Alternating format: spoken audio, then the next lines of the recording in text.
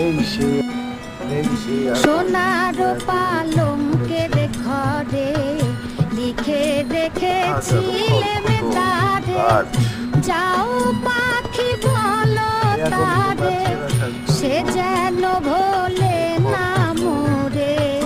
সুখে থেকো, ভালো থেকো।